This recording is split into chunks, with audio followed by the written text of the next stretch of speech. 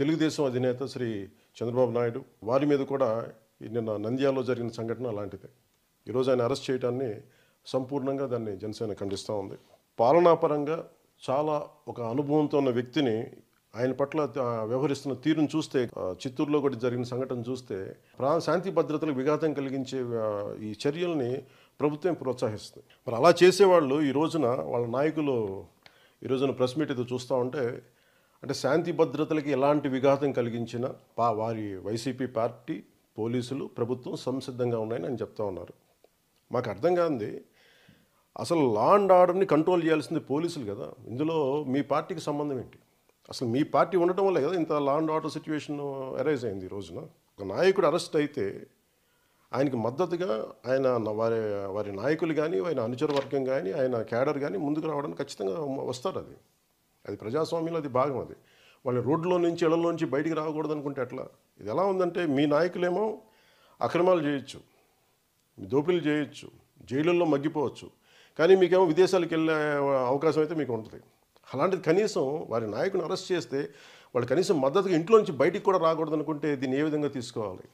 దీన్ని ఖచ్చితంగా రాజకీయ కక్ష సాధింపు క్రమంగానే దీన్ని చూస్తున్నాం. దీంట్లో ఎలాంటి లా అండ్ ఆర్డర్ సిచ్యువేషన్ కంటే కూడా ఖచ్చితంగా ఇది ఒక రాజకీయ కక్ష సాధింపు చర్యల్లో భాగంగానే దీన్ని జనసేన చూస్తూ ఉంది. చంద్రబాబు నాయుడు గారికి సంపూర్ణ మద్దతు జనసేన తెలియజేస్తూ ఉంది. నా తరపున ఆయన అత్యంత దీని నుంచి బయటపడాలని చెప్పేసి వారికి నా సంపూర్ణ మద్దతు ఉంటుందని తెలియజేసుకుంటాను. చంద్రబాబు నాయుడు ఏదైతే నిన్న అరెస్ట్ అయ్యి వచ్చినప్పుడు సాక్ష్యాధారాలతో దొరికాడు కాబట్టే ఈ స్కామ్ మీద, ఈ అవినీతి చేసిన చంద్రబాబు నాయుడు మీద ఆధారాల్ని గుర్తించారు కాబట్టే రిమాండ్ విధించి జైలుకు పంపించారు అనేది నిన్న మొత్తము కోర్టులో జరిగిన ట్రయల్ చూసిన ప్రతి ఒక్కరికి స్పష్టంగా అర్థమైన నిజం. ఈరోజు నేను ఒకటే అడుగుతున్నా, ఈ తెలుగుదేశం పార్టీ వాళ్ళకి దత్తపుత్రుడు ఉత్తపుత్రుడికి చంద్రబాబు నాయుడు మీద కక్ష సాధిస్తోంది జగన్మోహన్ రెడ్డి ప్రభుత్వం. చంద్రబాబు నాయుడు కడిగిన ముత్యం అంటున్నారు. చంద్రబాబు నాయుడు కడిగిన ముత్యం కాదు, అవినీతిలో కూరుకుపోయిన ముత్యం. ఈరోజు వాళ్ళని నేను డైరెక్ట్గా అడుగుతున్నాను, మీ చంద్రబాబు నాయుడు అవినీతి బురదలో మునిగిపోయిన ముత్యం కాదు అని మీరు అనుకుంటే ఖచ్చితంగా చంద్రబాబు నాయుడిని నేను కోరేది ఒక్కటే, ఇది మేము కక్ష సాధించాలి అనుకుంటే 2021లోనే ఈ కేసు టేకప్ చేయడం జరిగింది.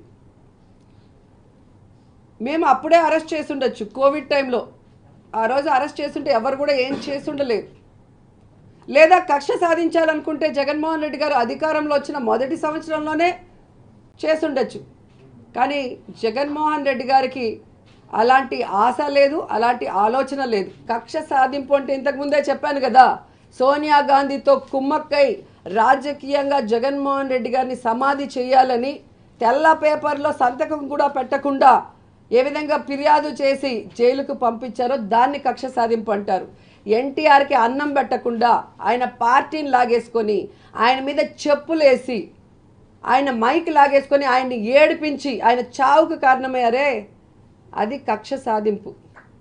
ముద్రగడ పద్మనాభంని ఒక సీనియర్ మోస్ట్ వయసు అయిపోయింది పెద్ద మనిషి అనేది చూడకుండా ఆయన్ని అరెస్ట్ చేయించారే, దాన్ని కక్ష సాధింపు అంటారు. ముద్రగడ పద్మనాభం గారి భార్యకి ఆపరేషన్ అయి కూర్చోలేని పరిస్థితులు ఆమె ఉంటే ఇసిరి పోలీసుల వ్యాన్లో వేసి వాళ్ళ కోడళ్ళని అమ్మనాభూతులు తిట్టారే, ఆ కొడుకుని పోలీసులతో ఎలా కొట్టించారో వీడియోల్లో చూసారే, దాన్ని కక్ష సాధింపు అంటారు. మహిళల కేసు ఏదైతే కాల్మనీ సెక్స్ రాకెట్లో ఆడవాళ్ళు అన్యాయం అయిపోతుంటే ప్రశ్నించినందుకు రూల్స్కి విరుద్ధంగా 1 year సస్పెండ్ చేశారే నన్ను, అది కక్ష సాధింపు. మహిళా పార్లమెంట్కి పిలిచి నన్ను కిడ్నాప్ చేసి చంపేయాలన్న ప్రయత్నం చేశారే, అది కక్ష సాధింపు. మీరు కక్ష సాధింపు చర్యలు చేసి ఈరోజు సాక్ష్యాధారాలతో దొరికిన గజ దొంగని అరెస్ట్ చేస్తే దానికి కక్ష సాధింపు అని రంగు పూసి సింపతి పొందాలనుకుంటున్నారా? ఈ రాష్ట్రంలో ప్రజలందరూ గమనించారు కాబట్టే ఎక్కడ సింపతి అనేది లేదు.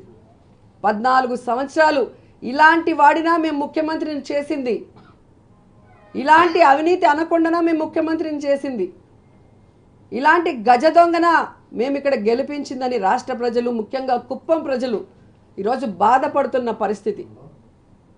అందుకే ఎవ్వరు కూడా ఈ బంద్లో పాలు పంచుకోలేదు. కానీ ఒక దరిద్రుడు ఉన్నాడు, అవినీతిలో అరెస్ట్ అయిన ఒక యదవ కోసము నేను సపోర్ట్ చేస్తున్నానని ఒక దరిద్రుడు సపోర్ట్ చేసినాడు అంటే అది ఎవడో కాదు, జనసేన పార్టీని పెట్టి దాన్ని చంద్రసేనగా మార్చి చంద్రబాబు నాయుడికి ప్యాకేజీ కోసం ఊడిగం చేస్తున్నాడే పీకే ఆయనే. ఎందుకంటే ఆయన భారతీయ జనతా పార్టీలో నేను పొత్తులో ఉన్నా అంటాడు. ఆ భారతీయ జనతా పార్టీ కాదు కదా, కమ్యూనిస్టులు కూడా ఈరోజు చంద్రబాబు నాయుడు దొంగలాగా దొరికిపోతే బంద్కి సపోర్ట్ చేయకపోయినా ఈరోజు పవన్ కళ్యాణ్ చేస్తున్నాడంటే అర్థం ఏంటి? పొత్తు కోసం బీజేపీ కావాలి, ప్యాకేజీ కోసం తెలుగుదేశం పార్టీ కావాలి. ఈరోజు అందరికీ అర్థమైంది, పవర్ స్టార్ కాదు పవన్ కళ్యాణ్, ప్యాకేజీ స్టార్ అని మళ్ళీ మళ్ళీ ప్రూవ్ చేసుకున్నాడు. ఎందుకంటే 2019లో మీ అందరూ కూడా ఆయన ప్రెస్ మీట్లు టెలికాస్ట్ చేస్తుంటారు, ఒకసారి రివైండ్ చేసుకోండి. చంద్రబాబు నాయుడు లోకేష్ అంత అవినీతి పరులు లేదు, వాళ్ళని తరిమి తరిమి కొట్టండి అని చెప్పి మాట్లాడిన వ్యక్తి ఈరోజు అదే అవినీతిలో చంద్రబాబు నాయుడు దొరికిపోతే ఆయనకు నేను మద్దతు ఇస్తాను, ఆయన కోసం లోకేష్తో కలిసి పోరాడుతాను అంటే ఇంతకన్నా సిగ్గుమాలిన విషయం ఇంకోటి ఉందా అని నేను అడుగుతున్నా. ఇన్ని రోజులు చంద్రబాబు నాయుడికి ఊడిగం చేశాడు, ఇంకా లోకేష్కి కూడా ఊడిగం చేస్తాను అంటుంటే జనసేనలో ఉన్న కార్యకర్తలు 2 చేతులు జోబుల్లో పెట్టుకొని ఎటు పోవాలో అర్థం కాక ఎటో చూస్తున్నారు. తన తల్లిని చంద్రబాబు నాయుడు లోకేష్ 10 కోట్లు ఖర్చు పెట్టి తిట్టించారు, దీన్ని డిస్కషన్లు పెట్టించి పచ్చ ఛానల్లో అవమానించారని చెప్పి ఫిలిం ఛాంబర్లో రంకెలేసావే, అర్ధరాత్రులు నువ్వు ఏ మెంటల్ స్టేటస్లో ట్వీట్లు పెట్టావే అవన్నీ మర్చిపోయావా? ఈరోజు నీ తల్లిని తిట్టినా పర్లేదు, కానీ ప్యాకేజీ ముఖ్యమని వాళ్ళ కోసం పాటుపడుతున్నావే, అది చూసి నిజంగా అసహ్యం వేస్తుంది. నిన్న నువ్వు చంద్రబాబు నాయుడు కోసం పరిగెత్తుకుంటూ వస్తే శాంతి భద్రతల దృష్ట్యా పోలీసులు ఆపితే ఆంధ్రప్రదేశ్లో రావాలి అంటే పాస్పోర్ట్ కావాలా, వీసా కావాలని అడిగావే. మరి ఆ రోజు ముద్రగడ పద్మనాభం గారిని హింసిస్తుంటే మీ అన్న మెగాస్టార్ చిరంజీవి గారు రాజమండ్రి ఎయిర్పోర్ట్లో దిగితే నీ పార్ట్నర్ చంద్రబాబు నాయుడు అరెస్ట్ చేశారే, ఆ రోజు ఎందుకు అడగలేదు? ఆంధ్రప్రదేశ్కి రావాలంటే పాస్పోర్ట్ కావాలా, వీసా కావాలని ఈరోజు అడుగుతున్నావు. ఆ రోజు మీ అన్నని అరెస్ట్ చేసినప్పుడు కింద పడి దొల్లలేదే. ఈరోజు దొంగలాగా ఆధారాలతో దొరికిన చంద్రబాబు నాయుడిని అరెస్ట్ చేస్తే కింద పడి దొలుతున్నావు అంటే నీ క్యారెక్టర్ ఏంటి? నువ్వేంటి?